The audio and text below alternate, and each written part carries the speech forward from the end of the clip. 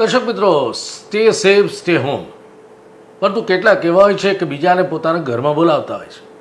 દર્શક મિત્રો, assistant police commissioner લેવલના અમદાવાદના એક અધિકારીને એનો વર્વો અનુભવ થયો. એમણે વાળંદને બોલાવ્યો. વાળંદ આવ્યો, સંક્રમિત હશે તો ચેપ આસિસ્ટન્ટ પોલીસ કમિશનર લાગ્યો. એટલે વાળંદ સમાજના અગ્રણીઓએ આજે આવેદનપત્ર આપ્યું કે વાળંદોને જે રીતે ફોર્સિબલી બોલાવવામાં આવે છે એ યોગ્ય નથી. અને દર્શક મિત્રો, સંક્રમણ ક્યાંથી ક્યાં જતું હોય છે એની કોઈ ખબર હોતી નથી, અને તેથી વાળંદોને ઘરે બોલાવવા પર પ્રતિબંધ મૂકવો જોઈએ.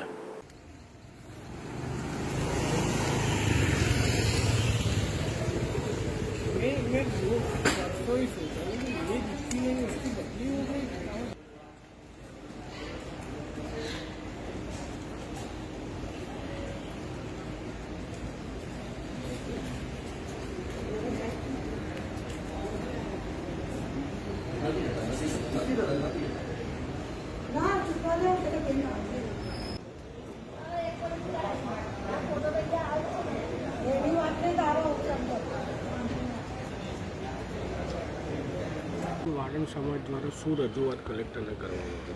આજે વાળંદ સમાજ દ્વારા 3 વાતની એક રજૂઆત કરવામાં આવેલી છે.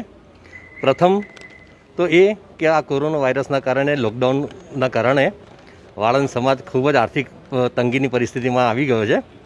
હવે એ સંજોગોની અંદર અત્યારે લોકો વાળંદ સમાજના અમુક ભાઈઓને પ્રલોભનો આપીને હેરકટ કરવા માટે, વાળ કાપવા માટે ઘરે ઘરે બોલાવી રહ્યા છે.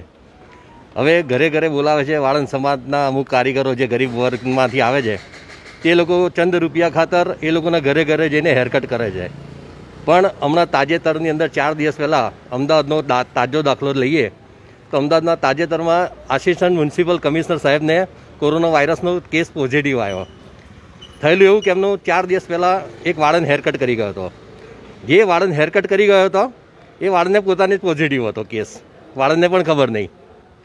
એટલે એના અનુસંધાનમાં અમે અહીંયા સમાજ માટે અને લોકોના હિત માટે અહીંયા આવ્યા છે કે તમે આ રીતે વાળંદ ભાઈઓને ઘરે ના બોલાવો, ને તો આ એક અણુબોમ્બ સાબિત થશે.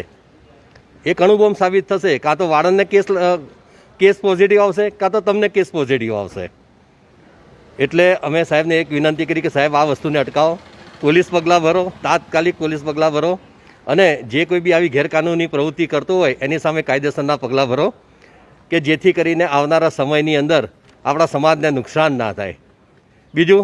બીજો કેસ એ છે કે અત્યારે અમે સાહેબને એક વિનંતી બીજી એ કરી છે કે કાં તો પછી એક કામ કરો કે જે સિલેક્ટેડ અમુક સલૂનો જે છે દરેક વિસ્તારની અલગ અલગ, કે જે આપણી ગાઈડલાઇન પ્રમાણે અને નીતિ નિયમો પ્રમાણે રહી અને તે લોકો દુકાનો ચાલુ કરે, ફક્ત અમુક કલાક કે 2 કલાક પૂરતી, કે જેથી પેલાની આવક પણ થઈ જાય વડું, અને બીજું કે લોકોની જરૂરિયાત બી પૂરી થઈ જાય. ત્રીજું, આ બેમાંથી કશું ના થાય તો જે આર્થિક રીતે પછાત લોક છે અને ગરીબ વર્ગ છે એવા વાળંદોને સિલેક્ટ કરી અને તે લોકોને કોઈ આર્થિક પેકેજ પૂરું પાડો. બસ એક અમારી આ 3 રજૂઆત હતી, અને આ 3 રજૂઆત અમે સાહેબને કરી છે. અને એક અમે સમાજના હિત ખાતર અમે આવ્યા છે કે સાહેબ આ વસ્તુને અટકાવી દો, કે જેથી કરીને ભવિષ્યમાં કોરોના વાયરસનો ચેપ એક વાળંદ દ્વારા ફેલાયો એવું અમારો સમાજ બદનામ ન થાય. બસ એ જ એક અમારી ઈચ્છા છે.